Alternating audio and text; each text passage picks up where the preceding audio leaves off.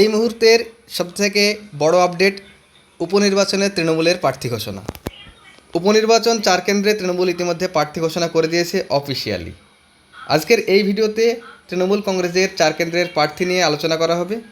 তার আগে সকলকে বলবো, আপনারা যারা চ্যানেলটিকে এখনও সাবস্ক্রাইব করেননি তারা অবশ্যই চ্যানেলটিকে সাবস্ক্রাইব করে দেবেন, পাশে থাকবেন এবং ভিডিওটি ভালো লাগলে অবশ্যই লাইক শেয়ার কমেন্ট করবেন। আমরা সকলেই অবগত যে আগামী 10 জুলাই রাজ্যের 4 কেন্দ্রে উপনির্বাচন হতে যাচ্ছে। প্রত্যেকটা কেন্দ্রে ইতিমধ্যে তৃণমূল কংগ্রেস প্রার্থী ঘোষণা করে দিয়েছে। এই প্রার্থী ঘোষণায় বিরাট চমকও দেখা দিয়েছে।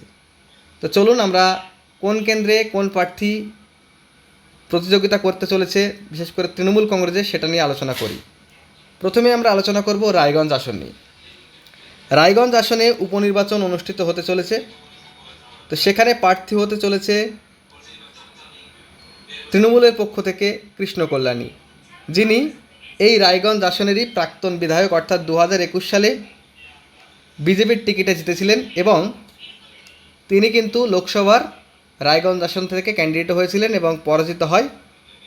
পরবর্তীতে তৃণমূল কংগ্রেস উপনির্বাচনে তাকেই আবার প্রার্থী করে। তাহলে রায়গঞ্জ আসন থেকে তৃণমূল কংগ্রেসের প্রার্থী হচ্ছে কৃষ্ণ কল্যাণী।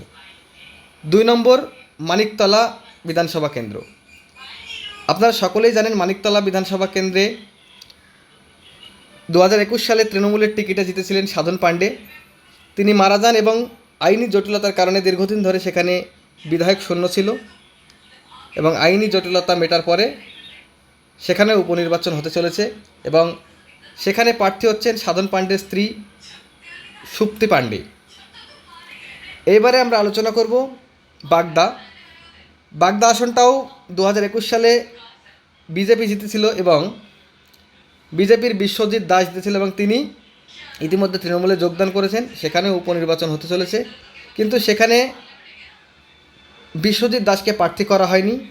সূত্র মারফত খবর, তিনি ক্যান্ডিডেট হতে চাননি।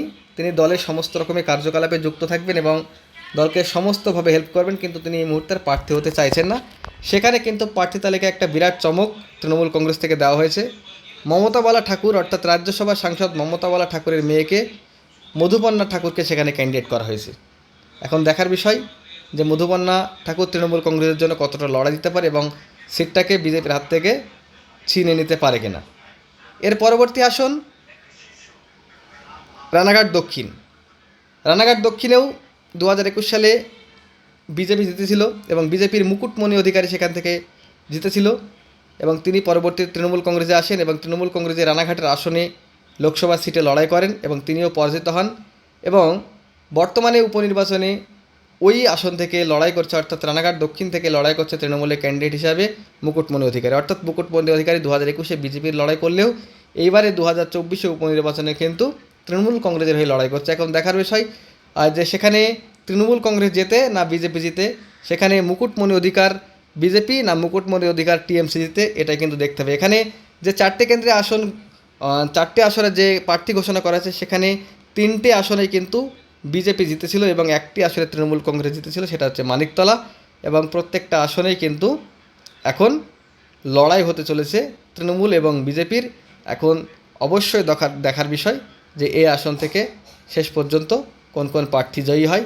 তবে উপনির্বাচন সরকারের পক্ষে জাজমেন্টটা বেশি আসে, সেক্ষেত্রে হয়তো তৃণমূল কংগ্রেসই অ্যাডভান্টেজ পেতে চলেছে। তাছাড়াও রাজ্যে যেহেতু কয়েকদিন আগে সবুজ ঝড় হয়েছে, সেক্ষেত্রে তৃণমূল কংগ্রেস কিন্তু এই আসনগুলোতে অ্যাডভান্টেজ পাবে। তাছাড়া উপনির্বাচন বলে কথা, সমস্ত রকম কিন্তু এখানে তৃণমূল কংগ্রেস প্রচেষ্টা চালাবে যে আসনগুলোকে কিন্তু বিজেপির হাত থেকে ছিনিয়ে নিতে এবং মানিকতলা আসনটিকে আবার ধরে রাখতে। Thank you.